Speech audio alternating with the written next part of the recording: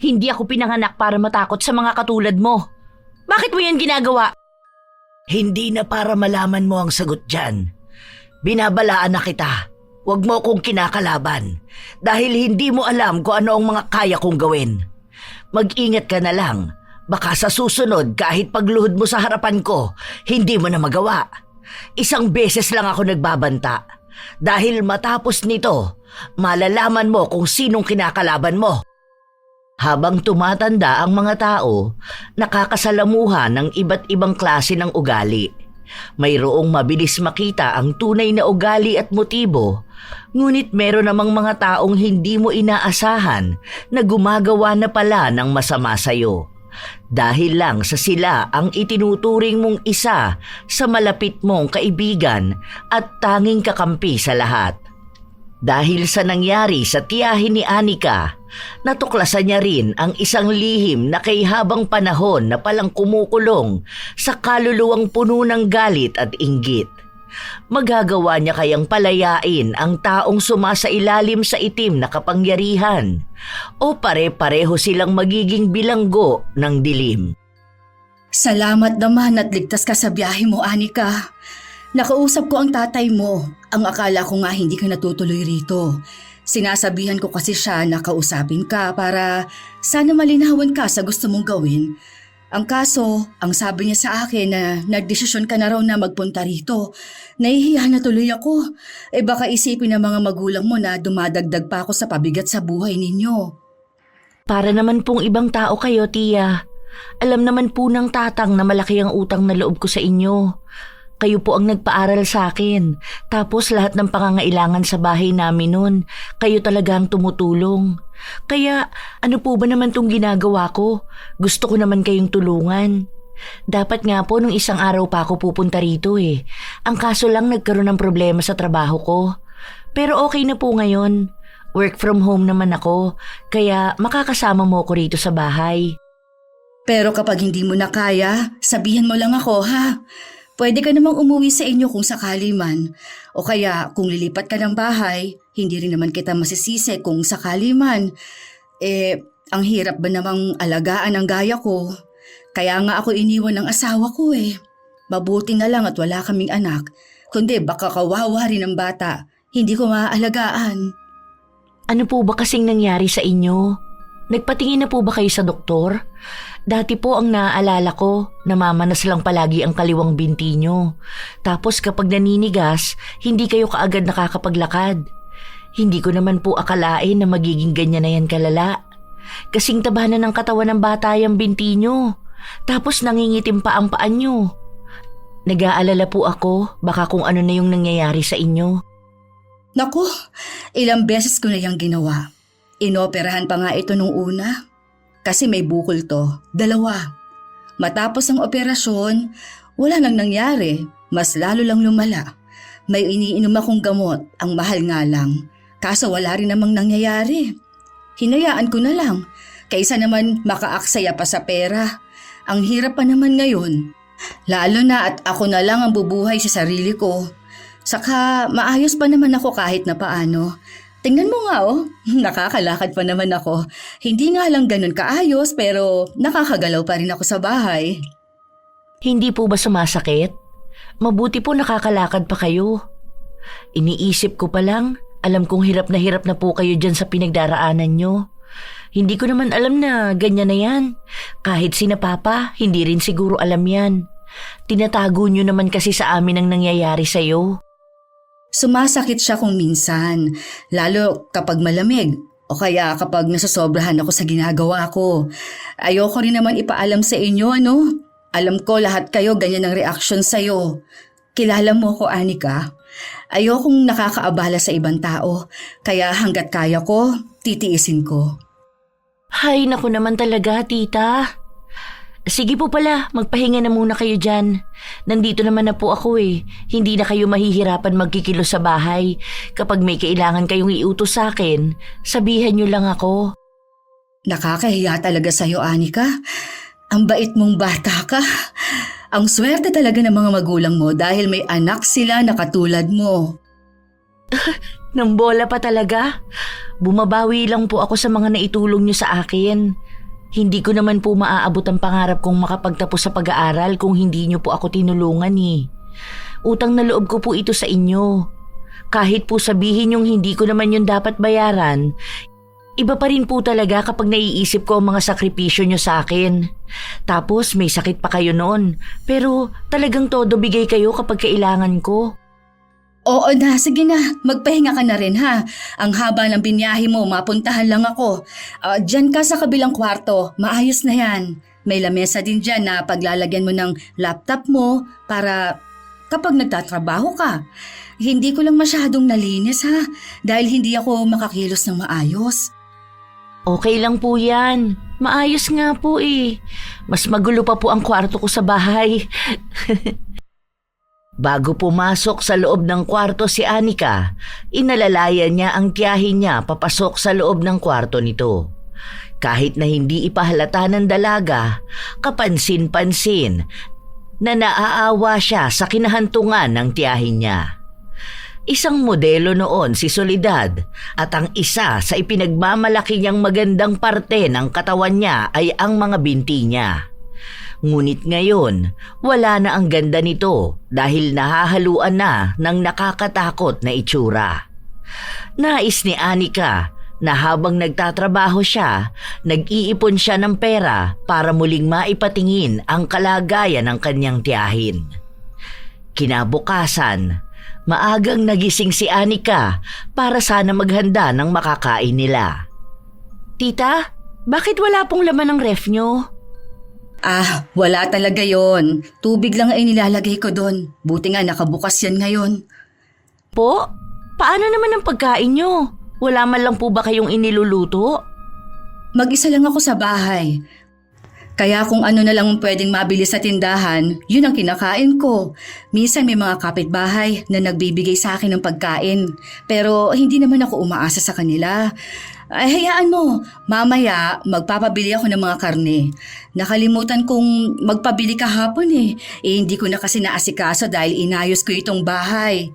Nakalimutan ko na may makakasama na pala ako. Pasensya ka na ha, nasanay lang talaga ako na mag-isa. Ako na lang po ang pupunta sa bayan. Sandali lang po, magpapalit lang ako ng damit. Mag-grocery na ako para may stock tayo dito sa bahay. Noong una ay pinigilan pa ni Soledad ang pamangkin, pero hindi ito nakinig sa kanya at ipinaliwanag ang dahilan kaya siya naroon para alagaan siya. Nagbalak pa na mag-abot ng pera pambili si Soledad, ngunit hindi yun kinuha ng pamangkin niya. Madali lang din naman nalaman ng dalaga ang papunta sa bayan dahil may tricycle naman siyang nasakyan. Pagka-uwi niya sa bahay, napansin niyang tila may bisita ang tiyahin. Tita, nandito na po ako. Ay, hello po, magandang araw. Siya ang tinutukoy kong pamangkin ko, yung anak ng bunso kong kapatid. Kararating lang niya kahapon. Si Anika yan, ang paboritong pamangkin ko. Siya ba yung sinasabi mong mag-aalaga sa'yo? Mabuti na lang iha, nandito ka. Kasi naaawa na ako rito sa kaibigan ko. Hirap na to mag-isa sa bahay. Ako naman, dinadalaw ko siya, pero syempre may katandaan na rin ako. Madalas na nasa bahay lang ako. Nakakapunta lang naman ako rito kapag pinapayagan din ako ng mga anak ko. Sandali lang po, magluluto po muna ako. Dito na lang din po kayo kumain. Maiwan ko po muna kayo ha, para makapag-usap po kayo ng maayos. Ang bait ng pamangkin mong yan, ano? Halata naman kasi tingnan mo maasikaso rin. Ang ganda. Parang ikaw nung kabataan mo. Ganyan na ganyan ang katawan mo sa kanya. Balingkinitan at ang hahaba ng bias. Nakakamiss nga eh. Nakita ko ang mga pictures ko nung lumalaban pa ako ng mutya ng barangay. Ngayon, parang pang syokoy na ng barangay. Tingnan mo naman ang binti ko. Nakakatakot ng tingnan. Noon ang kinis nito eh. Talagang lilingunin ng mga kalalakihan. Ngayon, nililingon pa rin naman. Kaso, may halong pandidiri. Kung ano-ano na naman yung mga pinagsasasabi mo, Soledad. Kung may maitutulong lang talaga ako para maipa-opera ka, matagal ko nang ginawa. Kaso, alam mo na, walang-wala rin naman ako.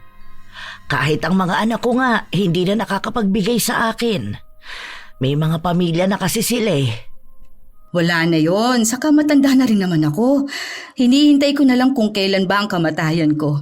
Ilang dekada na tayo magkaibigan. Sa lahat ng pinagdaanan ko sa buhay, kasama kita. Kaya ayos na sa akin yung kakampi kita.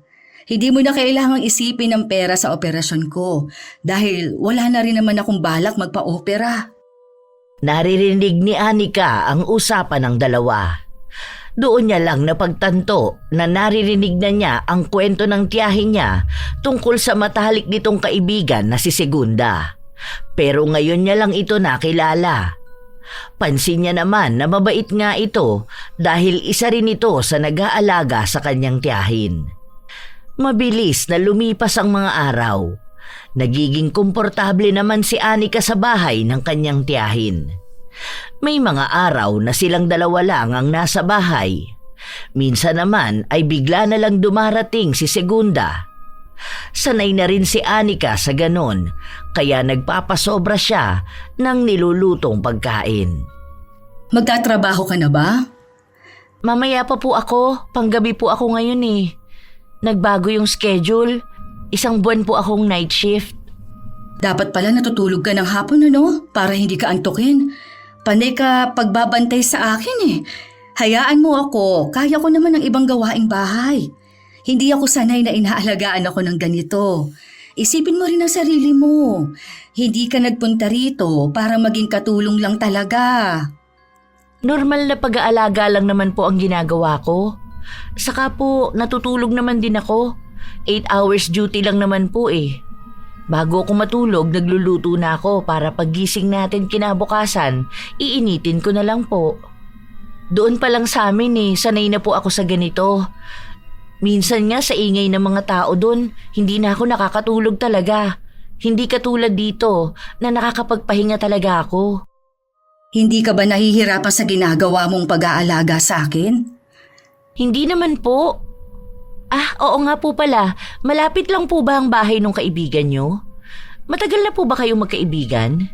Kasi naaalala ko, andun ata siya nung kasal ni na tatay. Hindi ko po masyadong matandaan kasi bata pa ako nun eh. Parang namumukhaan ko lang siya. Oo, andoon talaga siya. Mabait yun, si Segunda. Medyo mukha lang siyang masungit dahil sa mga mata niya. Nung naghiwalay kami ng tito mo, hindi niya ako iniwan dito sa bahay. Kahit noong unti-unti nang lumalaki ang problema sa binti ko, nasa tabi ko lang siya palagi. Kaya malaki ang pasasalamat ko na may kaibigan akong katulad niya. Kaya nga po eh. Medyo weird lang talaga sa feeling kapag nakikita ko siya. Parang masyado siyang misteryoso, ganun po. Alam niyo naman ako, medyo observer. Ganyan nga ang tingin ng iba sa kanya. Pero kapag nakilala mo na siya ng lubusan, malalaman mo kung bakit kami naging matalik na magkaibigan. Kahit naman ako nung una, akala ko palagi siyang nakikipag-away kapag nakatingin sa akin eh. Yun pala, mas mabait pa siya sa akin. Sana po mas makilala ko pa siya lalo. Hindi na kasi yun madalas nagpupunta rito. Hindi tulad...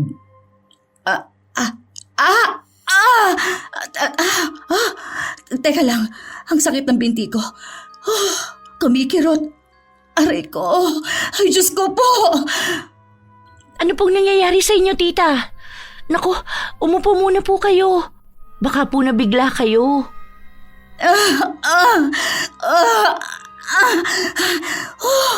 Sobrang sakit. Para pinipilipit ang laman ko. Hindi ko pa maigalaw ang binti ko. Ay, Diyos ko po. Tulungan niyo ako. Ano ba ito? Natataranta ang dalaga dahil sa nakikita niyang nangyayari sa kanyang tiyahin. May mga luha na ring lumalabas sa mga mata ni Soledad, kaya makikitang labis talaga itong nasasaktan. Ito ang unang beses na makita ng dalaga na nagkakaganito ang tiyahin niya, kaya hindi niya alam ang gagawin. Kumuha na lang si Anika ng maligamgam na tubig at saka niya marahan na inihuhuga sa binti ng tiyahin niya. Pero kahit anong gawin nila, walang nangyayari. Tumagal yon ng halos 1 oras bago humupa ng paunti-unti ang sakit. Ano na pong nararamdaman niyo, tita? May masakit pa po ba? Hindi ko pa alam pero hindi na siya ganun kasakit tulad kanina. Salamat, Anika. Ay nako, teka, anong oras na? Late ka na makakapagtrabaho. Hindi kaya pagalitan ka na niya ng boss mo? Pasensya ka na ha. Hindi ko alam na aatake na naman tong sakit ko. Kakausapin ko na lang po ang TL ko mamaya. Valid reason naman po ito dahil emergency. Sigurado po ba kayo na maayos na kayo? Gusto niyo ba na magpunta tayo sa ospital ngayon na? Pwede naman ako mag-absent Kaysa naman po nagkakaganyan kayo. Nag-aalala ako, baka mamaya bigla na naman niyang sumakit.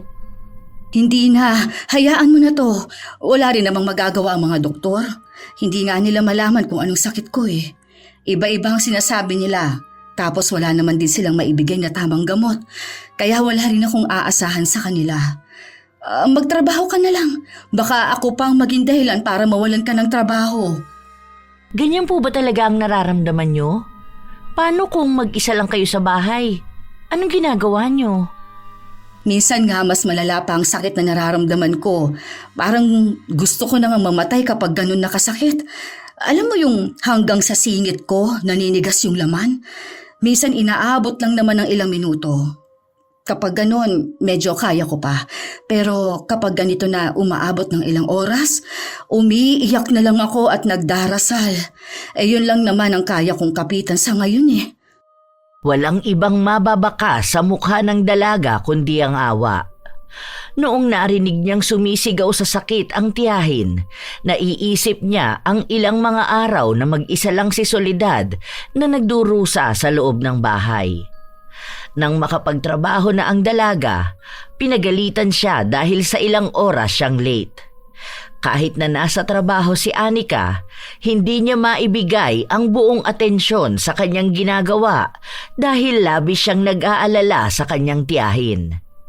Sa paglipas pa ng ilang mga araw, nananatiling kalmado ang kalagayan ni Soledad, pero hindi pa rin mapakampante ang kanyang pamangkin.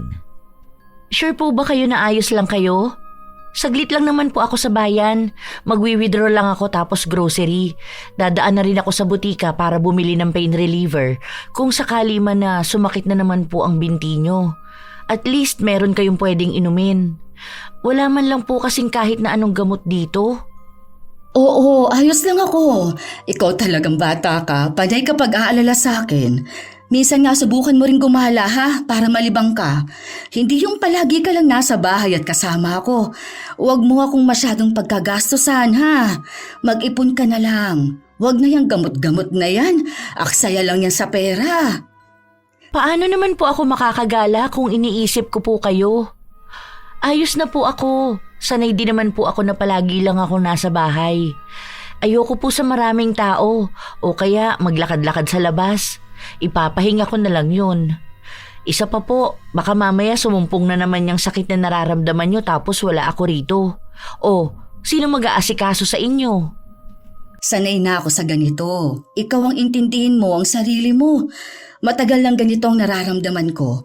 Habang ikaw, bata pa para magkaroon ng ganitong responsibilidad. Oh, siya. Sige na, umalis ka na. Anong oras na? Mainit na yan mamaya sa labas. Magdala ka ng payong Minsan pa bago-bago ang panahon, baka biglang umulan. Mamaya ikaw naman na magkasakit. Bago lumabas ang dalaga, nakita niya pang papalapit sa bahay nila ang kaibigan ng kanyang tiyahin. Binati niya ito, ngunit hindi niya pa rin magawang tingnan sa mga mata si Segunda. Nakakaramdam siya ng pinaghalong hiya at pangamba na hindi niya alam kung bakit. Habang namamalengke ang dalaga, hindi niya sinasadyang makabangga ang isang matandang lalaki. Puti na ang mga mata nito na para bang hindi na masyadong nakakakita. Humingi siya ng tawad bago siya nagpatuloy na umalis. Pagka-uwi niya, agad niyang hinanap ang kanyang tiyahin. Natutulog na siya. Kanina pa raw kasi siya inaantok. Hindi ata siya nakatulog ng maayos kagabi, ano? Salamat po sa pagbabantay sa kanya. Dito na po kayo kumain. Mabilis lang naman pong maluto tong ulam. Hindi na. Kailangan ko na rin kasing umalis. Hinihintay na ako ng apo ko sa bahay. Sige na, bantayan mo na lang maigi ang tiyahin mo, ha? Sana lang wag nang sumumpong pa ang sakit niya at naaawa na ako sa kanya. Nakamasid lang ang dalaga habang palabas ng bahay si Segunda. Ilang sandali pa ay pumasok siya sa loob ng kwarto ng kanyang tiyahin. Mahimbing itong natutulog. Naging normal ang araw na yon para sa kanila. Hindi rin nakaramdam ng sakit si Soledad kahit sa pagtatrabaho ng dalaga, naging maayos ang lahat. Dahil ilang araw na rin namang hindi sumasakit ang binti ni Soledad, kahit na paano ay nakampante si Anika na hindi na yon sasakit. Hanggang isang araw, muli na namang napasigaw sa sakit ang kanyang tiyahin. Naabutan niya itong nakahiga sa sahig ng kama. Halika po, tutulungan ko kayo. Nahulog po ba kayo? Sana tinawag niyo po ako para naitayo ko kayo. Hindi ko na kaya to, Anika. Ayoko na. Sobrang sakit na. Uminom po kayo ng gamot. Kumalma po kayo, magiging maayos din po kayo. Walang ibang ginawa ang kanyang tiyahin kundi ang sumigaw ng walang humpay. Nababalot ng sakit ang buong bahay na alam ng dalaga na naririnig ng mga kapitbahay nila. Nais niyang maging emosyonal ngunit hindi ito makakatulong sa kalagayan ng tiyahin. Yun na yata ang pinakamatagal na sakit na naramdaman ni Soledad. Inabot yun ng buong maghapon. Ni hindi na niya magawang makahinga. Hindi ko alam kung bakit nagkakaganito ako. Pagod na akong makaramdam ng ganitong sakit, Anika. Lasunin mo na lang ako. Tita, ano po ba yung pinagsasasabi ninyo? Gumagawa nga po tayo ng paraan para gumaling kay. Tatagan nyo lang po ang loob nyo. Pagsubok lang po ito. Hindi po kayo dapat sumusuko. Hindi na ako gagaling. Pinapahirapan na lang ako ng sakit ko na ito. Ayoko na mabuhay. Magiging maayos ka po. Manalig tayo. Hindi na po yan sasakit ng ganyan kalala sa susunod. Hahanap tayo ng taong makakatulong sa inyo. Huwag niyo naman po kaming iiwan kaagad. Marami ka pong mga pamangkin na gusto ka pang makita. Hinihintay din kayo ni na tatay na makaluwas ulit sa probinsya. Kaya pa po yan. Hindi ko alam, Anika. Sobrang sakit talaga. Para akong binubuhay na lang para lang parusahan ng ganito kalala. Karma ko ba ito? Mabait kang tao, tita. Kaya bakit naman po yan ang iniisip mo? Kahit nga sinong kapitbahay ang makausap ko, nag-aalala sila sa'yo. Wala ka naman pong kaaway dito.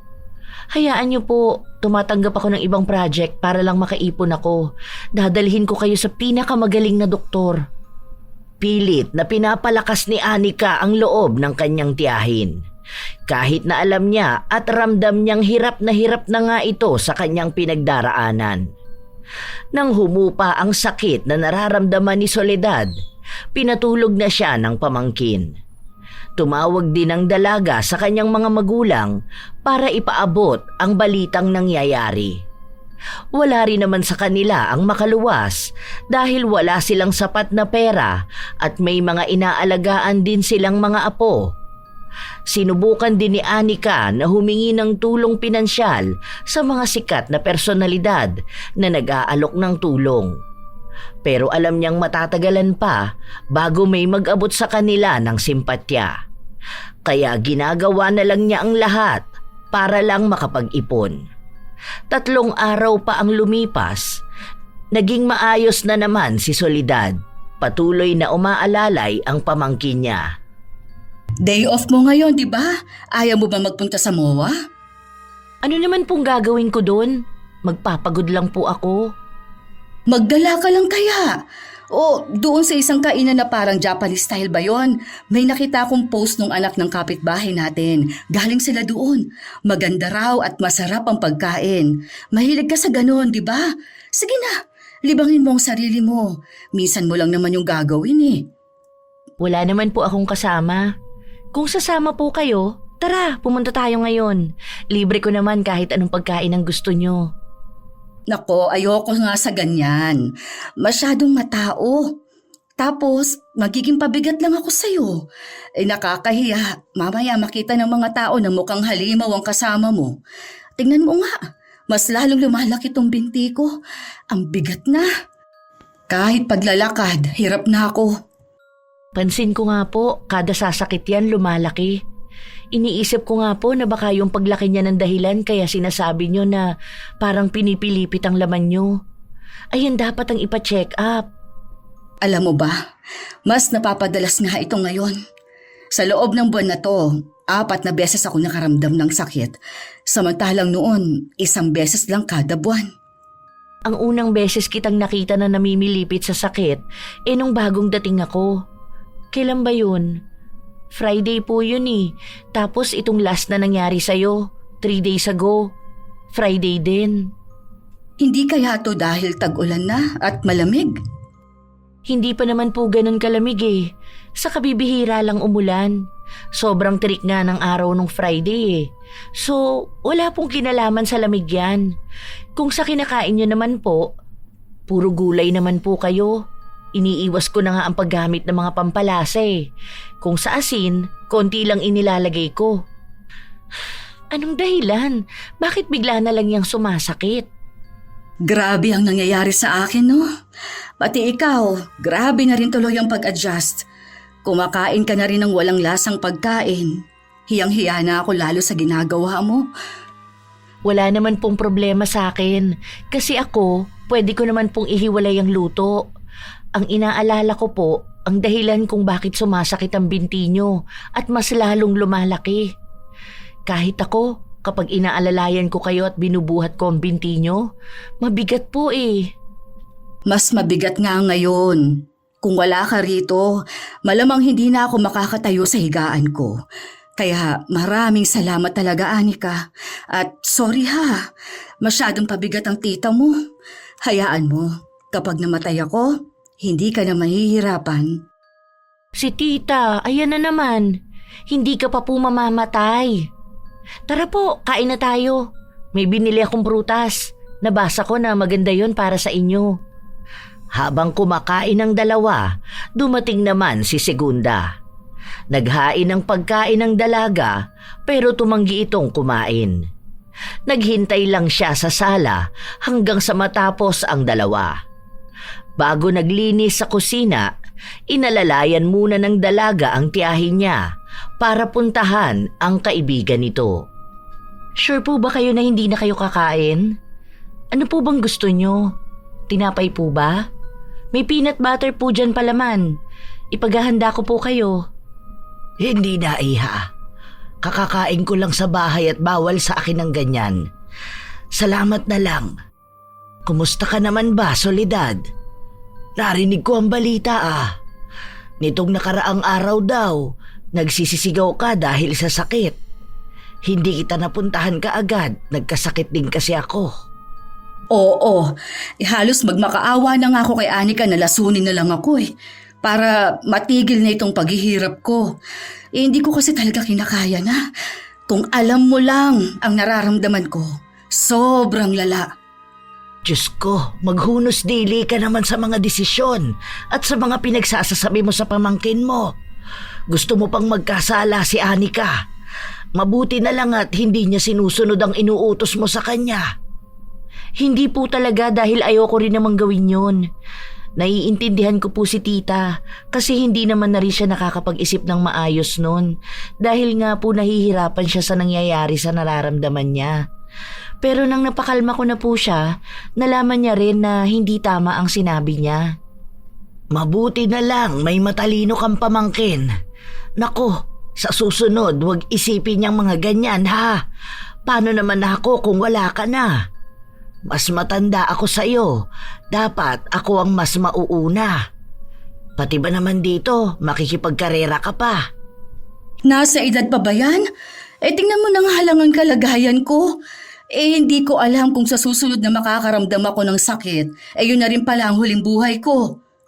Hindi po yun mangyayari. Nakakaipon naman ako para sa operasyon mo. Ginagawan ko na ng paraan. Naghahanap na rin ako ng mga raket para mabilis makaipon. Ayan naman pala, gumagawa na ng paraan si Anika. Gagaling ka pa niyan, ano ka ba?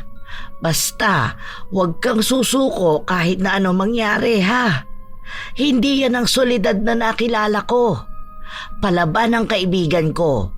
Kahit na anong hamon ng buhay, hindi ka sumusuko, di ba? Alam mo naman na ang buhay ngayon, ibang-iba sa buhay noon. Maraming nagbabago. Ay, hindi. Parehas lang yon. Kailangan mo pa ring maging malakas dahil may mga katulad ko, katulad ni Anika, na naghihintay at naniniwala na gagaling ka. Kaya dapat ikaw rin, maniwala kang gagaling ka. Hindi pwedeng maging mahina ka dahil yung mga taong nagmamahal sa'yo, ikaw rin ang nagiging lakas nila. Hindi napigilan ng dalaga na mapangiti habang naririnig niya ang mga salitang sinasabi ni Segunda. Ngayon niya tila nauunawaan kung paano naging magkaibigan ang dalawa. Mabait nga si Segunda at siya ang isa sa nagbibigay lakas sa kanyang tiyahin. Doon din tila unti-unting napapalapit ang loob ni Anika kay Segunda. Dahil pansin niya rin na kahit may katandaan na ito, hindi niya pa rin nakakalimutang puntahan ang kaibigan niya para lang masigurado na nasa maayos na kalagayan nito. Sa paglipas ng mga araw, inaantabayan na ni Anika ang kalagayan ng kanyang tiyahin hanggang sa muling sumapit ang Biyernes. Ito na naman, Anika, sobrang sakit.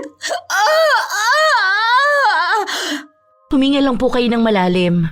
Kumalma po kayo ha. Ganun po sa sinasabi ko sa inyo. Hingang malalim, tigil saglit, tapos buga. Ulit-ulit lang po para kumalma kayo dahil baka po mas lalong sumakit kapag nagpanik kayo. Parang mamamatay na ata ako. Ayoko na. Utang na loob. Sobrang sakit na nito. Ayoko na. Kahit na paano ay saglit lang ang sakit na naramdaman ni Soledad, pero mas masakit yon kumpara sa mga naunang sakit na naramdaman niya.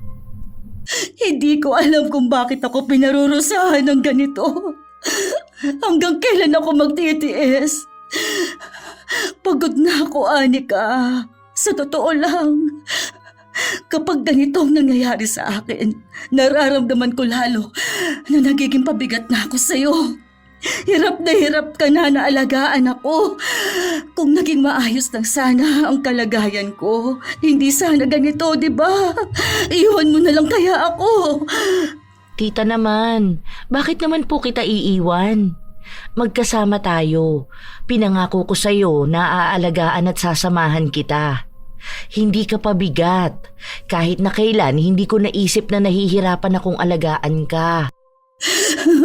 Ikaw ang sumasalo sa akin na hindi mo naman kailangang gawin. Hindi naman ako naniningil ng mga naitulong ko sa'yo nung bata ka pa. Kusa ko namang ginawa yun. Kaya wag mo na akong pagtiyagaan. Iwan mo na ako. Hindi ka dapat nagpapakahirap pakisamahan ng gaya kong wala nang patutunguhan ng buhay. Kusa ko rin naman pong ginagawa tong pagtulong sa inyo. May halaga ang buhay nyo sa amin. Kung alam nyo lang po kung gaano ako nagpapasalamat sa inyo at kung gaano ko gustong makabawi sa inyo. Huwag ka naman pong ganyan. Paiiyakin nyo na naman ako eh. Huwag nyo na kasing idagdag sa isip nyo ang ginagawa ko. Sobrang hirap kasi nito sa totoo lang.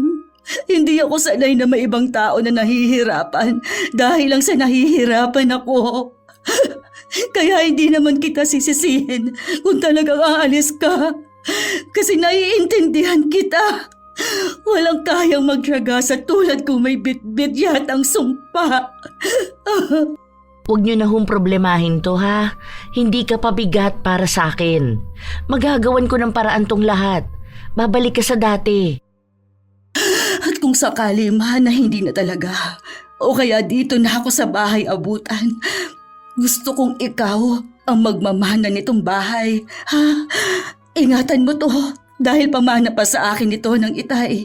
Saka pasabi na lang sa tatay mo na kung ililibing ako, pwede doon na lang din sa libingan ni na itay. Sa'yo na lang ako maghahabilin kasi hindi ko alam kung makikita ko pa ba sila o sa burol ko na lang sila magsasama-sama. Kahit na anong gawin ni Anika na pigilan ng tiyahin niya, hindi ito nagpaawat sa kanya. Ginagawa pa rin ng dalaga ang lahat ng makakaya niya para maging malakas. Dahil ayaw niyang ipakita sa tiyahin niyang mahina ang loob niya. Siya na lang din ang maaaring pinaghuhugutan ng lakas ni Soledad. Sa paglipas ng mga linggo, ganoon ang palaging senaryo nila. Tuwing sasapit ang Biyernes, palaging nakakaramdam ng nakamamatay na sakit sa kanyang binti si Soledad at nadadagdagan ang pamamaga at paglaki ng kanyang binti. Dahil sa nangyayari, nakakapansin na ng kakaiba ang dalaga. Doon niya naisipang dumulog sa mga kakilala niya at pinayuhan siya na maaaring hindi talaga normal na sakit ang nangyayari sa tiyahin niya. Hindi naniniwala ang dalaga sa mga kulam o anumang gawa ng itim na kapangyarihan. Ngunit sa mga sinasabi ng ibang tao, nagbigay siya ng pagkakataon na tuklasin kung tunay nga yun. Tao po! Tao po! May tao po ba? Hello po! Ano ang kailangan mo? Kayo po ba si Mang Ramon? May nagturo po kasi sa akin dito.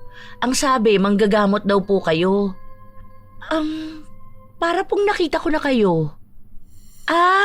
Kayo yung madalas na naglalakad sa bayan at yung binibigyan nila ng mga gulay po. Hindi na ako nang gagamot ngayon. Pasensya ka na. Umalis ka na rito. Teka lang po. Sige na po, parang awa nyo na. Tulungan nyo ako malaman kung totoo po bang sumasailalim sa itim na kapangyarihan ng tita ko. Magbabayad po ako kahit na magkano. Please po. Mga ilang beses pang pinakiusapan ng dalaga ang matandang lalaki dahil ayaw na nitong manggamot pa. Wala naman siya ng iba pang malalapitan dahil base sa kakilala niya, ito daw ay isang magaling na manggagamot noon na sadyang dinadayo ng mga tao. Okay lang po ba ang 20K na bayad? Sa ngayon yan lang po ang ipon ko eh. Hayaan niyo po, pwede ko naman kayong hulugan monthly kada sasahod ako. Basta po malaman lang kung paano gagaling ang tita ko. Hindi ako tumatanggap ng pera. Susubukan ko munang alamin ang nangyayari sa tiyahin mo. Itong kandila, iukit mo rito ang buong pangalan niya. Sa likod niyan, ilagay mo naman kung kailan siya ipinanganak. Sinunod ng dalaga ang ipinag-uutos sa kanya. Nawala ang alinlangan niya dahil kung sakali man na ito lang ang tanging paraan para gumaling ang tiyahin niya, gagawin niya. Isinagawa na ng matanda ang orasyon sa kandila at iba't ibang kagamitan na hindi maipaliwanag ng dalaga kung ano nga ba ang mga yon. Ang alam lang ni Anika, sa tuwing dadampi sa kanya ang ihip ng hangin, nagtataasan ang mga balahibo niya. Matagal nang may kumukulam sa tiyahin mo. Sa nakikita ko, higit 2 dekada na ito. Pero, paunti-unti itong nangyayari. Hanggang sa tuluyang lumakas ang pagkapit sa kanya ng kulam. Ang ibig sabihin, talagang totoong may kumukulam sa kanya? Paano nangyari? Sinong gumawa? Bakit daw ho yun ginawa? Hindi ko alam kung sino ang gumagawa sa kanya nito. Kailangan pa maglaan ng ilang panahon para malaman dahil masyado na itong matagal. Pero ang nakikita ko, may panibagong kulam na ibinibigay sa kanya. Kailan pwedeng malaman? Bukas pwede po ba akong bumalik dito? Baka mamaya mas lalong lumala eh. Baka kung ano pang gawin ng lintik na mangkukulam na yon. Mababawian po ba natin siya? Sa Huwebes, bumalik ka rito. Magdala ka ng isang gamit na kumukonekta sa tiyahin mo. Kahit na ano. Susubukan ko kung anong magagawa ko. Dahil ngayon lang ako nakakita ng ganitong klase ng pangkukulam. Magaling ang gumagawa sa kanya. Pero iisang tao lang ang pinagtutuunan ng pansin ng mangkukulam. Maraming bagay na ang nabubuo sa utak ng dalaga. Hindi niya sigurado kung sino ang maaari niyang pagbintangan dahil hindi naman niya kilala ang mga taong nakakahalubilo ng kanyang tiyahin. 2 dekada na ang nakalipas at hanggang ngayon ay ginagawa pa rin yon ng mangkukulam. Ang naiisip na lamang ni Anika, maaaring nagpapatuloy pa rin ang koneksyon ng tiyahin niya sa gumagawa nito. Sa hindi mawaring dahilan, bigla siyang nakaramdam ng kaba, kasabay ang pag-isip niya sa pangalan ni Segunda. Ayos ka lang ba, Anika? Kanino ko pa napapansin na nakatulala ka riyan? Ano, nag-iisip ka na ba kung magtatagal ka pa rito o aalis ka na? Huwag kang mag-alala, hindi ako magtatampo sa'yo. Hindi po. May mga iniisip lang po ako ngayon. Tungkol lang po sa trabaho. Huwag na po kayong mag-alala, hindi ko rin naman po kayo iiwan. Oo nga po pala, hindi po ba pupunta si Tita Segunda? Matapos yung banggitin ni Anika, dumating si Segunda. Habang hinahayaan niya ang dalawa na makapag-usap, pinagmamasdan ng dalaga si Segunda. Hindi man siya sigurado, malakas ang pakiramdam niyang maaaring ito ang taong gumagawa ng masama sa kanyang tiyahin. Kung sakali man na totoo, bakit nga ba ito gagawin ng isang taong mabuti ang pakikitungo kay Soledad? Isa pang taong tinuturing niyang pinakamatalik na kaibigan. Sa paglipas ng mga oras, nakatulog si Soledad, kaya nagkaroon ng pagkakataon ng dalaga na makausap si Segunda. Tita Segunda, malapit lang po ba rito ang bahay niyo? 2 kanto lang. Hindi ka pa pala nakakapunta, no? Sa susunod, punta ka. May pamangkin akong single, kasing edad mo rin. Sige po, sa susunod po. Sobrang tagal nyo na pong magkaibigan ni Tita, no? Lahat na ata ng kaganapan sa buhay ng isa't isa, natunghayan nyo na. Ang galing din kasi nakatira lang kayo sa iisang lugar. Oo, siguro nasa 20 years old pa lang siya, magkakilala na kami. Mas matanda ako sa kanya ng 10 taon. Tapos naging magkaibigan kami, may asawa na ako noon.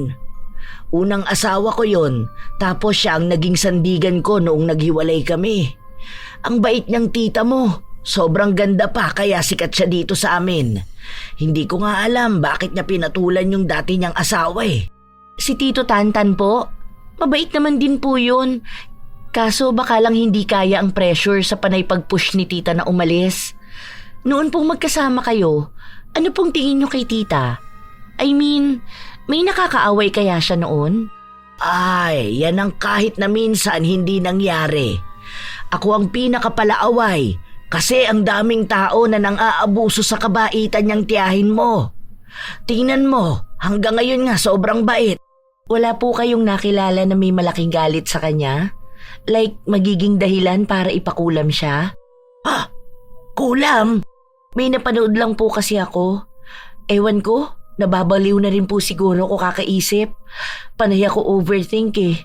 May nakita kasi ako sa internet na mga kulam na yan. Kaso, hindi naman ako naniniwala sa ganun. Weird po, bigla ko lang naitanong. Dapat siguro, Iha.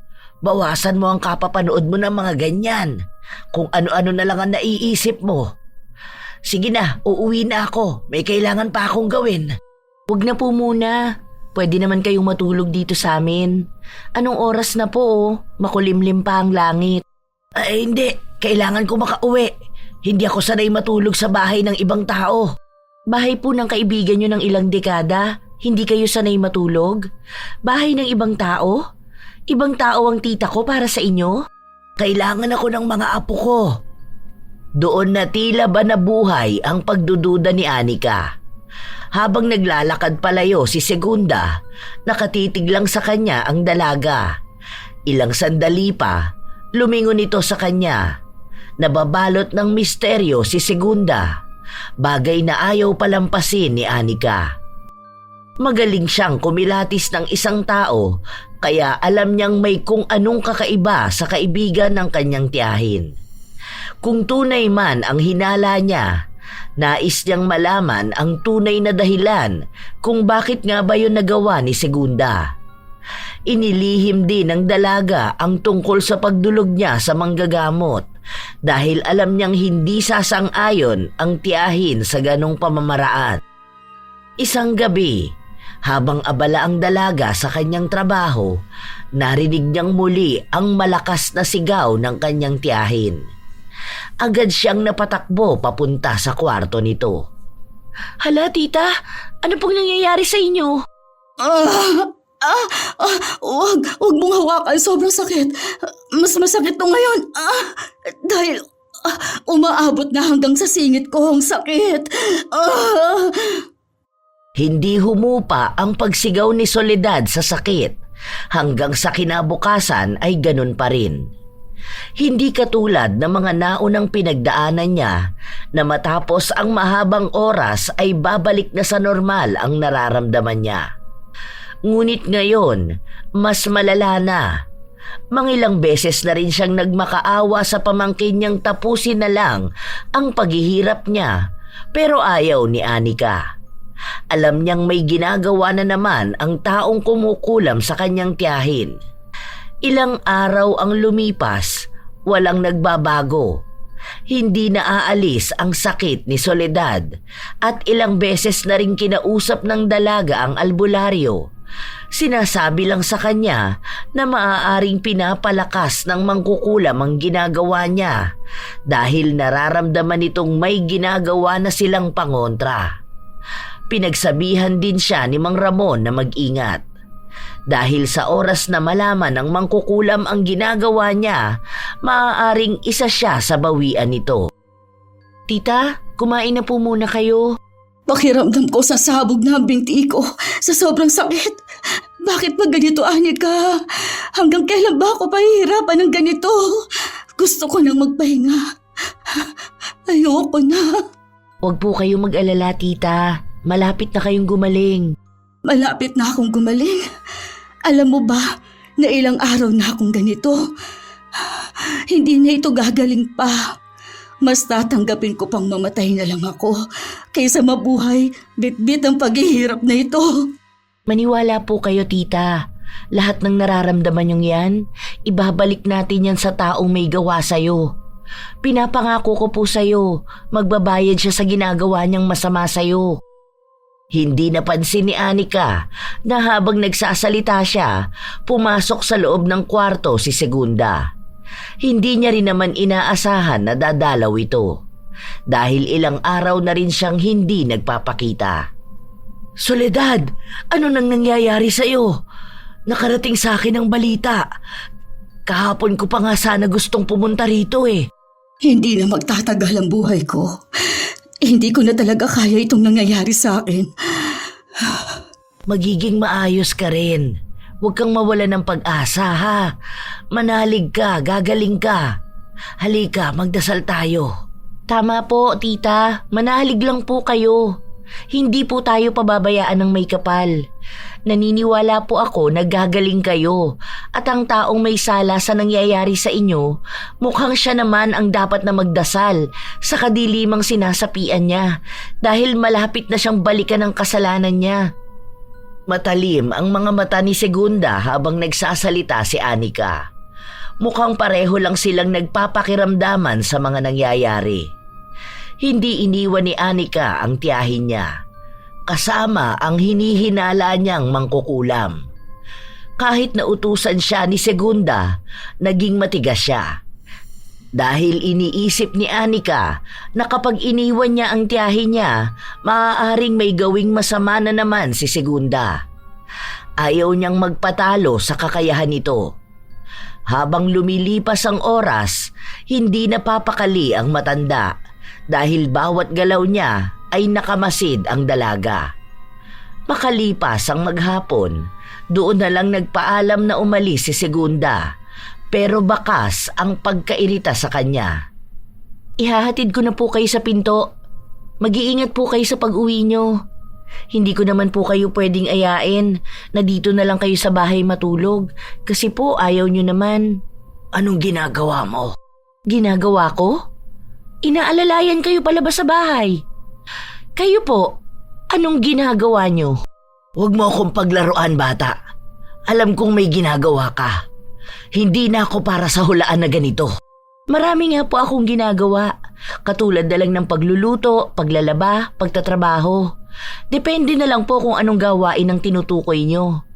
Gawain ba na may kinalaman sa ginagawa nyo rin? Huwag ka nang makialam. Kung ayaw mong pagsisihan sa huli ang mga ginagawa mo. Hindi ako pinanganak para matakot sa mga katulad mo. Bakit mo yung ginagawa? Hindi na para malaman mo ang sagot dyan. Binabalaan na kita. Huwag mo akong kinakalaban. Dahil hindi mo alam kung ano ang mga kaya kong gawin. Mag-ingat ka na lang. Baka sa susunod, kahit pagluhod mo sa harapan ko, hindi mo na magawa. Isang beses lang ako nagbabanta. Dahil matapos nito, malalaman mo kung sino ang kinakalaban mo. Agad na ring umalis si Segunda. Kahit na nakaramdam ng takot ang dalaga, pinanindigan niyang matapang siya. At kahit anong gawin ng mangkukulam na yon, hindi mawawala ang kagustuhan niyang lumaban para sa kapakanan ng kanyang tiyahin.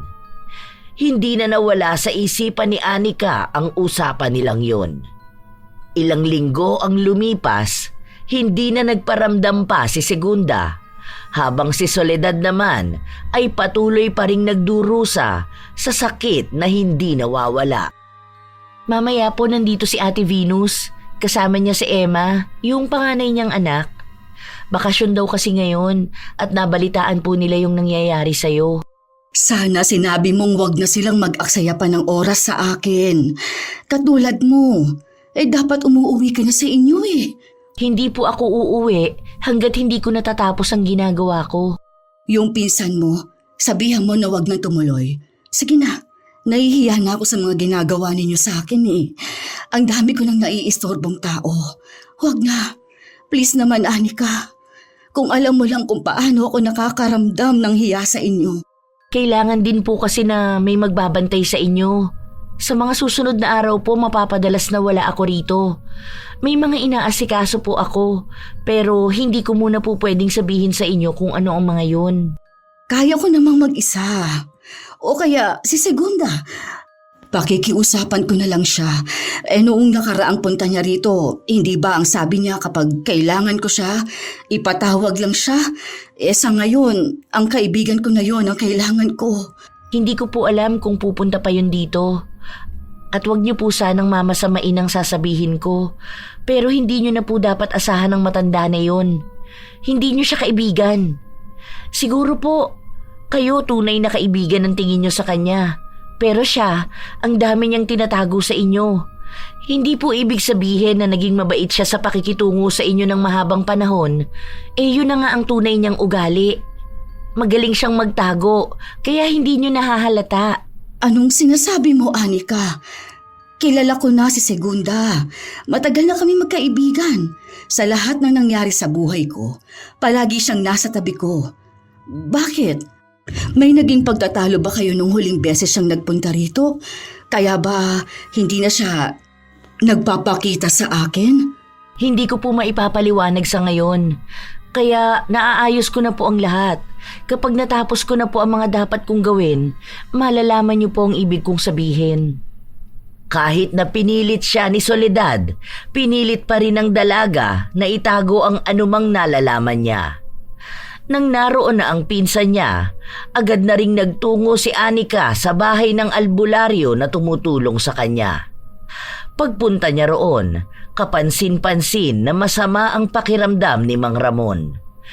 Pero hindi yun naging dahilan para tumigil sila sa ginagawa nilang pakikipaglaban sa mangkukulam.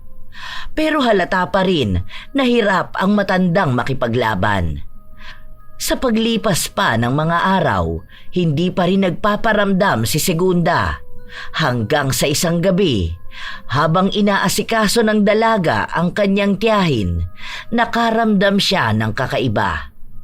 Ang sakit ng binti ko. Para ring namamanhid. Hindi ko maiapak. Parang may kuryente. Ang sakit. Uy, baka naman nadaganan mo kanina. Namumulikat ba? Hindi po. Sobrang sakit. Parang yung laman ko hinahalukay. Aray ko! Naku po, Diyos ko. Wag naman sanang ganito ang mangyari sa'yo sa nangyayari sa akin. Baka nahawaan na kita ng sakit ko. Magpasama ka na kay Venus. Magpunta na kayo sa ospital bago pa lumalayan. Hindi ako pupunta sa ospital. Hindi to magagamot ng mga doktor.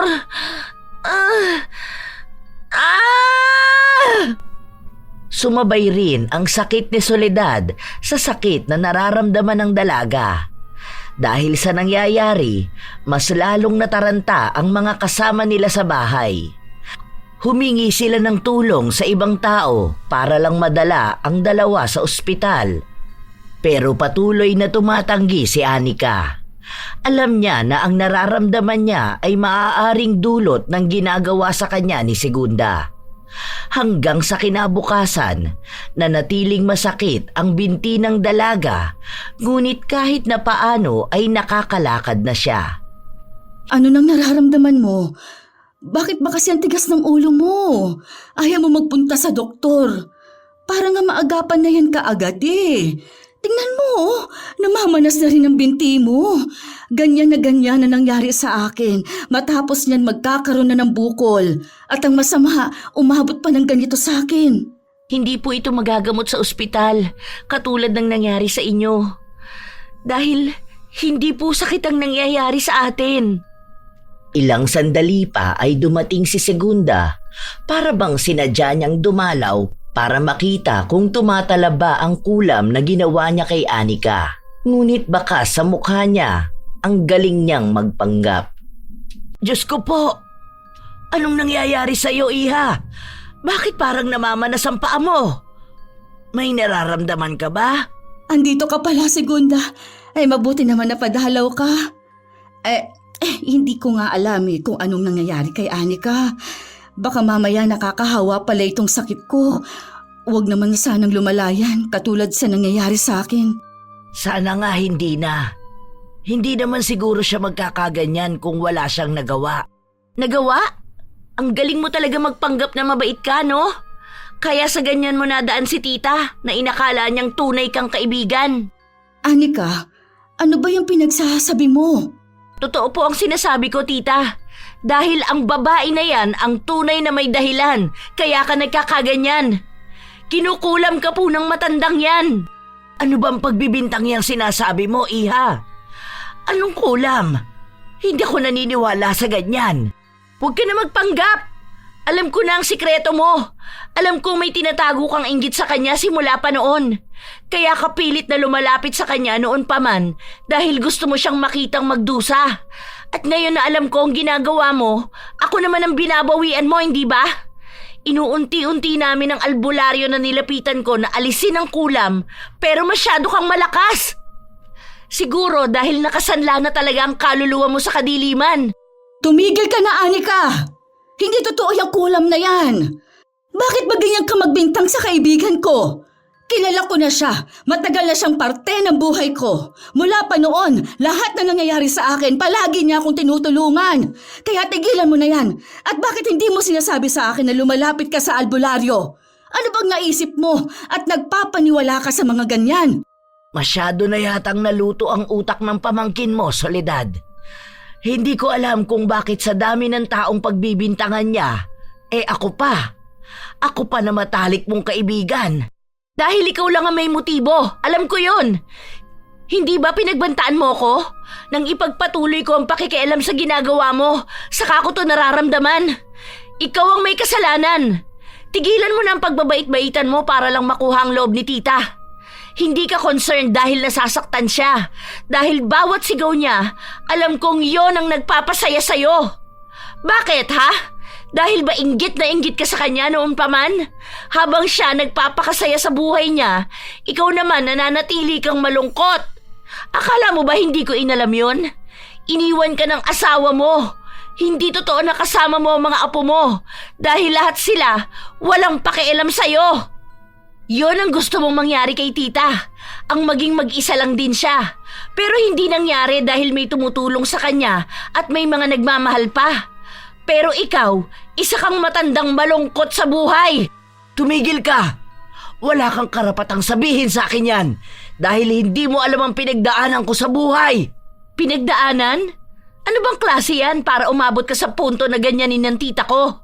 Hindi dahil malungkot ang buhay mo, kailangan mo nang mandamay ng ibang tao. Bakit ayaw mo bang aminin na kahit na ang tita ko na ang dehado sa lahat ng ginagawa mo, galit na galit ka pa rin at hindi mo matanggap na mas lamang pa rin siya sa'yo? Lalo na sa mga taong nagmamahal sa kanya. Oo, galit na galit ako sa kanya dahil lahat ng gusto kong makuha sa buhay, nasa kanya na. Noon pa man, kapag magkasama kami, siya ang palaging nakaaangat. Siya ang paborito. Siya ang minamahal. Habang ako, parang isang anino lang na hindi makakayang makipagsabayan sa liwanag niya. Noong panahong nagdurusa ako, nakikita kong masaya siya. Kaya hindi mo ako masisisi kung bakit ko yun nagawa. Nagawa ang ano? Ang kulamin ka. Hindi ko na napigilan ang sarili ko. Pero kahit na anong gawin ko sa'yo, mas masaya pa rin ang buhay mo kaysa sa akin. Habang ako mag-isa, nagdurusa, ikaw naman, minamahal pa rin ang mga tao. Bakit? Ano bang meron ka na hindi nila makikita sa akin? Dapat nga kinakatakutan ka na ng lahat dahil dyan sa nangyari sa'yo. Pero sa halip, mas nakuha mo pa ang simpatsya nila. Ang ibig sabihin, totoo ang sinasabi ni Anika na kinukulam mo nga ako. Pero bakit pinagpapatuloy mo pa rin ang pagkakaibigan natin? Bakit mabait ka pa rin sa akin? Matagal na tayong magkaibigan, Segunda. Bakit? Ginagawa ko yon para maging masaya ako. Gusto kong makita mismo ng mga mata ko ang paghihirap mo. Para sa ganoong paraan man lang, makalamang ako sa'yo. Kaya pinatagal ko palalo ang paghihirap mo dahil gusto kong hanggang sa kamatayan mo nasasaktan ka. Dahil kahit na kailan, hindi ko matatanggap na nagkaroon ako ng kaibigang katulad mo. Kung alam mo lang kung paano kita itinuring na tunay na kaibigan. Kapag nasasaktan ka, nakakaramdam din ako ng kapareho mong lungkot. Kung alam mo lang kung paano ko ipagdasal na sana palagi kang nasa maayos na kalagayan, na makaya mong harapin ang mga problema mo sa buhay. Kung sana, alam mo lang kung paano ako humahanga sa katatagan mo. Dahil kahit hindi mo nakikita at hindi ko sinasabi, nagkakaroon din ako ng inggit sa'yo. Hindi ko alam na lahat pala ng ipinakita mo sa akin ay peke. Ang ilang dekada nating pagkakaibigan, lahat pala yun, binubuhay lang ng galit at inggit. Alam ko na kaya mo pang magbago. Naniniwala ako na may kabutihan pa sa kalooban mo. Wala nang natitirang kabutihan sa akin. Lahat kayo, pagdaraanan ng kaparehas na sakit na meron ka. Kaya ang ginagawa mo, Anika, wala yang magiging laban sa akin. Tanggapin mo na lang din ang katotohanan na matutulad ka sa tiyahin mo. Matapos yung sabihin ni Segunda, ay agad na rin siyang umalis. Doon muling nagsimulang makaramdam ng sakit sa kanyang binti si Anika at ang patuloy na paglaki ng binti niya. Namamaga na ito at parang napupunit ang balat niya sa sakit. Walang humpay silang sumisigaw at ilang minuto lang din ay dumating si Mang Ramon. Parang awa mo na, Mang Ramon. Tulungan mo kami ni Tita. Hindi ko na talaga kinakaya to. Kagagaling lang ng mangkukulam na yun sa bahay. At alam kong pahihirapan niya pa kami lalo. Lumalaban siya ngayon. Hindi ko alam kung kakayanin ko. Pero sinusubukan ko na. Kapag nakuha ko na ang kahinaan niya, matatalo natin siya. Naniniwala ako na kaya mo, Mang Ramon. Parang awa mo na. Tulungan mo kami. Nagpatuloy ang matandang albularyo sa pagriritual.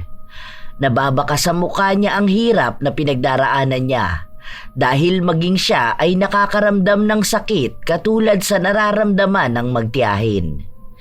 Ang tubig na ginagamit ni Mang Ramon sa pakikipagkonekta sa pangkukulam ay napapalitan ng kulay hanggang sa maging itim ito ng tuluyan.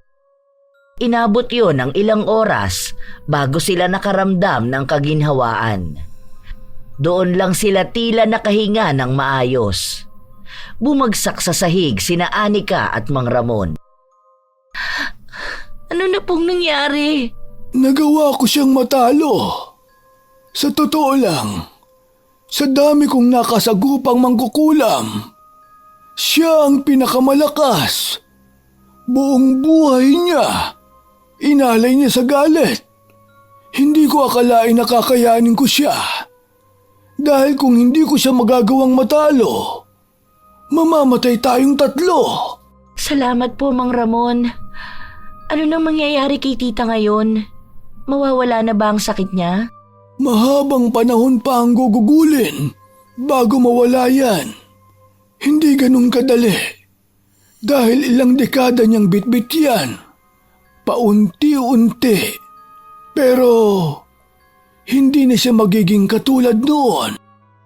Nang makabawi ng lakas ang matanda, saka siya nagpaalam na umalis.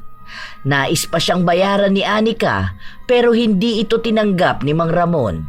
Sinabi niya na sapat na ang lakas at kapangyarihan na nakuha niya mula sa mangkukulam.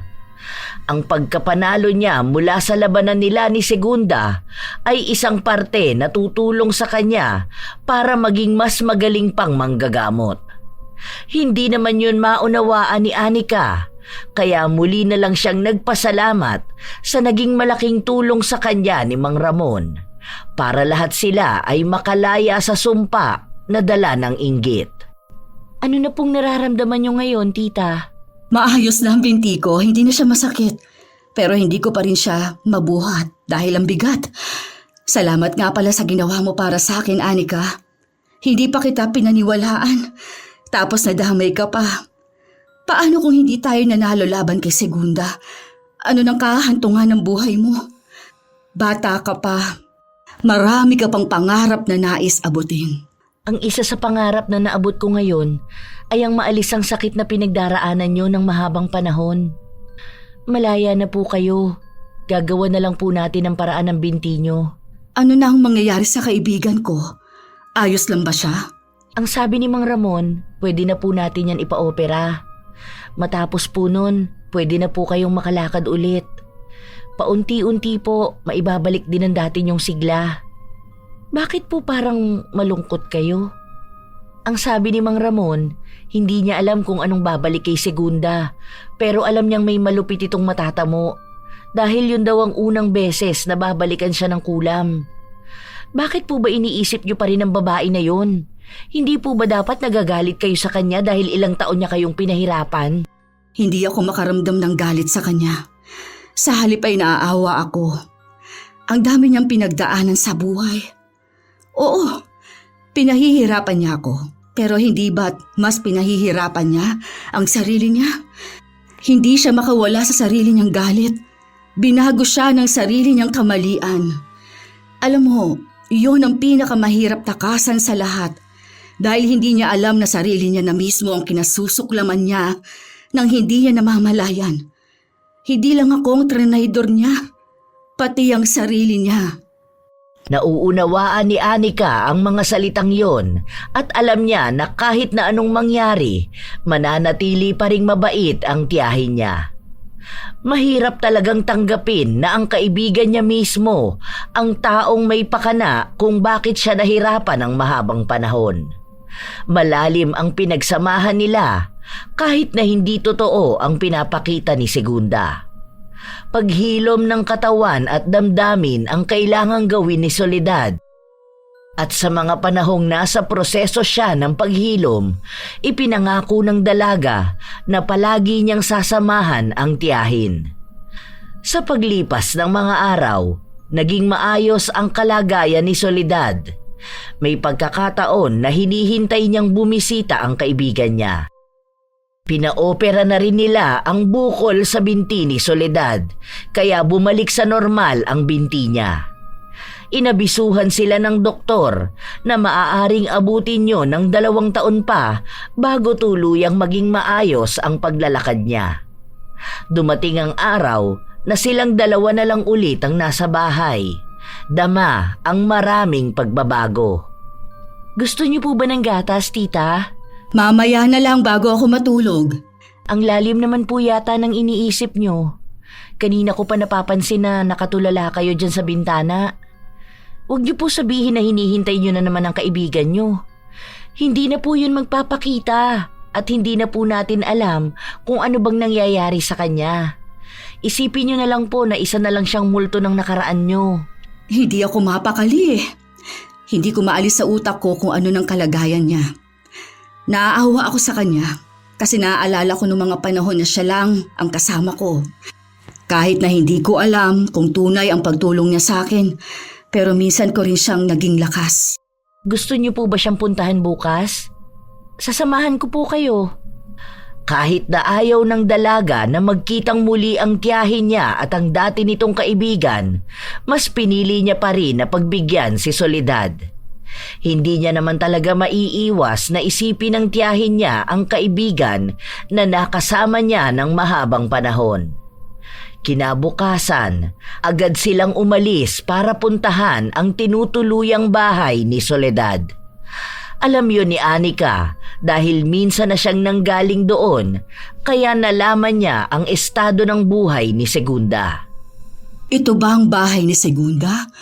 Sigurado ka ba, Anika? Parang bahay ito ng aso. Luma na at sira-sira. Ito na po talaga ang bahay niya. Matagal na siyang hindi nakatira sa bahay ng asawa niya, tapos wala na rito ang mga anak niya. Nung hinahanap ko siya, dito ako tinuro ng mga tao. Nung una, hindi ako naniniwala sa kanila hanggang sa nakita ko siya mismo na pumasok dito. Diyos ko po, ano na kayang kalagayan niya ngayon? Bakit hindi man lang niya sinabi sa akin noon na ganito na ang nangyayari sa kanya? Dahil siguro magmumukha siyang talunan? Ayun din po siguro ang dahilan kung bakit galit na galit siya sa'yo. Kaya kahit na anong pilit mong pakitaan na magkaibigan kayo, ipinagpapatuloy niya pa rin ang pangkukulam sa'yo. Pumasok na po tayo sa loob. Sa labas pa lang ay nangangamoy na malansa, para bang sugat na hindi nalilinis. May mga langaw rin na nagkalat sa paligid. Nang makapasok sila, nakaramdam ng panlulumo si Soledad. Lalo pa nang makita niya ang kaibigan niya na nakahiga sa papag at tila ba inuuod na ang binti niyang napupuno ng sugat. Ang loob ng bahay, magulo at marumi. Hindi ganon ang itsura ng bahay na iniisip niyang madadatnan niya. Dahil kilala niya si Segunda, ayaw nito ng magulo at marumi. Ano pang ginagawa niyo rito? Masaya na ba kayo sa nakikita niyo? Ano ba naman tong nangyayari sa'yo, Segunda? Halika, ako na ang maglilinis sa mga sugat mo. Ay, naku po, baka magkaroon ka pa ng infeksyon dahil sa mga langaw. May kinakain ka pa ba? Huwag ka nang magpanggap na mabait sa akin. Matuwa ka na lang na bumalik sa akin ang lahat at kinakarma na ako. Sapat na tong nakikita nyo. Lumayas na kayo! Naaawa kami sa kalagayan mo. Kahit na may nagawa kang masama sa amin, hindi naman kami kasing sama ng ugali mo. Hindi ko kailangan ng awa ninyo. Ayoko magmukhang kaawa-awa sa kahit na sino. Alam kong ayaw mo nang kinaawaan ka. Pero hindi ko naman matiis na hayaan kang ganito lang. Hindi man kaibigan ang turing mo sa akin, pero ako, may natitira pa rin akong awa sa'yo bilang tinuring kitang tunay na kaibigan. Hayaan mong tulungan kita kahit na sa huling pagkakataon lang. Hindi mo kailangang humingi ng tawad sa akin. Hindi mo na kailangang magpasalamat. Hayaan mong tulungan kita dahil alam mong yun ang ugali ko. Isa pa, gusto ko ring masigurado na kahit na paano ay maging maayos ang kalagayan mo. Hindi ako matatahimik kung palagi kong maiisip na sa ganitong pamumuhay ka magtatagal. Patawarin mo ko kung tingin mo na nalalamangan kita noon. Pero gusto ko lang malaman mo kung gaano ako humanga sa iyo dati. Alam mo ba na ikaw ang isa sa dahilan kaya naging matatag ako? Dahil gusto kong maging matatag katulad mo na handang harapin ang anumang hamon ng buhay. Umaasa ako na sa mga nangyayari sa iyo ngayon, huwag sanang mawala ang ugali mo na yon. Makalimutan mo man ang pagkakaibigan natin, pero sana huwag mong kalimutan kung sino ka bang talaga bago ka pa nagpalamon sa galit. Kung sana mas nakilala mo ang sarili mo sa kung paano kita nakilala, siguro hindi mo ako kaiinggitan. Kaso wala na eh. Huli na ang lahat. Hinihiling ko na lang na magkaroon ng himala para maging maayos ka at dumating ang araw na mapagtanto mong meron ka ring natatanging ugali na tiyak ko'y kaiinggitan ng iba. Sadyang nabulag ka lang sa galit. Hindi mo kailangang maging mabait sa akin. Ilang taon kang naghirap sa ginawa ko. Dapat magalit ka. Pagtawanan mo ako. Kutyain mo ang nangyayari sa akin. Sabihin mong karapat dapat sa akin ito dahil masama akong tao at isinanla ko ang kaluluwa ko sa kadiliman. Huwag mo na akong pahirapan pa dahil lang sa pagiging mabuti mong tao. Hindi ko sasabihin yan kahit na kailan. Hindi ko maaatim na magsalita ng masama sa kapwa ko. Gusto mo bang humingi ako ng tawad sa'yo? Bago ka humingi ng tawad sa akin, humingi ka muna ng tawad sa sarili mo. Ikaw muna dapat ang unang magpatawad dahil doon mo lang tunay na malalaman kung ano ang dapat mo na pagsisihan. Sa mga salitang yon, tila nagising si Segunda, ngunit nanatiling matigas ang puso niya. Katulad ng sinabi ni Soledad, tinulungan niya ang dating kaibigan para malinisan ang katawan nito. Dahil ang sugat nito sa binti ay mas malala sa kung ano ang naranasan niya noon. Inuuod din ito dahil sa mga langaw. Pilit na pinagtatabuyan ni Segunda ang dalawa, ngunit hindi ito nakikinig sa kanya. Nang araw din na yon ay dumulog sila sa mga ahensya na maaaring makatulong kay Segunda dahil wala namang pamilya ang nais na kumupkop sa kanya. Yun na lang ang huling pagtulong na naiisip ni Soledad. Ang araw na yun din ang huling beses na nagkita ang dalawa. Sa paglipas ng panahon, tuluyan ang gumaling si Soledad. Iniisip niya na yon ang pangalawang buhay na ipinagkaloob sa kanya at nais niyang gamitin yon para maging mas makabuluhan pa ang kanyang buhay. Si Anika naman, nagpatuloy na rin sa kanyang mga pangarap. Umalis na siya sa poder ng kanyang tiyahin para magpunta sa ibang bansa. Si Soledad naman ay nag-ampo ng pamangkin niya na pwede niyang alagaan at ituring na anak para magkaroon din siya ng makakasama niya sa bahay niya. Hindi na rin kasi niya naisipan pa na mag-asawang muli. Ang huling balita na natanggap ni Soledad tungkol sa kaibigan niya ay ilang operasyon na ang ginawa sa sugat niya, ngunit wala pa ring nangyayaring paggaling. Wala naman siyang alam kung maaari yung ipagamot sa albularyo, lalo na at si Segunda rin ang may kagagawan ng nangyari sa kanya. Galit at inggit, dalawang bagay na nakakasira ng maraming pagsasama at nagiging hadlang para sa pagkakaibigan. Kahit na ilang dekada pang abuti ng pagkakaibigan, minsan Hindi masasabi kung gaano katagal doon ang tunay at gaano katagal ang pagpapanggap na lang. Nagawa ni Soledad na makalaya sa sumpa at matanggap ang isa sa mabibigat na pagtataksil ng taong inakala niyang kakampi niya. Habang si Segunda ay patuloy na nakakulong sa sumpa ng galit na siya mismo ang nagbigay buhay. Hindi niya magawang makalaya sa pagkakamali na siya mismo ang kusang dumulog.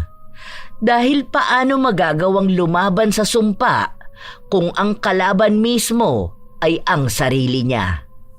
Shout out sa ilan sa masusugid na tagapakinig ng mga istorya ni Lola Telang. Elise Padilla, Rochely Del Rosario, Girly Satur, Leonila Padolina, Kim Ortiza, Pinky Hepertor, Nailen Alaba, Nora Mejia, Laika Grace Dayaw, Marie Cowley, Lovely Rose Roa, Melanie Sanyo, Regine Sarosal, Jen Alikaykay, Luri Ann Vitalicio, Marco Nanes, Lovelia Esteriaga, Limay 34, Mayren Notarte, Cesan de la Cruz, Cresilda Sotil, Florence Hervasio, Nenita Aguilera, Erlinda Tolenada, Bert Ryan, Jenny Masalunga, Estela Olaño, Bondaki TV, Max Lorraine Golyena, Bret Hart, Hazar Marvez Bongkak, Gloria Taer, mga taga-barangay Amsik, Escarda Family, Taer Family, Armada Family, Katakata Family, Marana Campos Family, Odorio Family, Leonard Mike Roy ng Team Manok at sa lahat ng members from Angeles City, Pampanga. Shout out sa ating top commenters na sina Mike James Tapak, Sydney Crosswind, Vicky Yabut, Belen Malbas, Cheryl Bronyosa, Leonisa Cobo. Shout out din sa lahat ng mga OFW sa buong mundo, sa lahat ng masisipag na mga mananahi, mga driver, mga bakery staff, mga housewife, mga lola at sa bawat isa sa inyong laging nakikinig sa ating channel. Ako ang inyong Lola Telang at maraming salamat sa pakikinig, mga apo.